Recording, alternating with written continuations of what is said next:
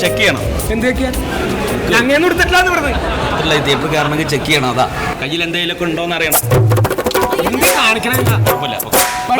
ചേച്ചി ചെക്ക് ചെയ്യണം. ഇങ്ങോട്ട് എങ്ങാട് അവിടെ ഒന്നും ചെക്ക് ചെയ്യാൻ പറ്റില്ല കേട്ടോ. അതെന്താ അത് ചെക്ക് ചെയ്യണ്ട. അതെന്തേ വേണ്ടത് പെണ്ണുങ്ങളാണെന്ന്. പെണ്ണുങ്ങളാണെങ്കിലൊന്നും ഭേദമില്ല, ഇവിടെ എല്ലാവരും ചെക്ക് ചെയ്യണം.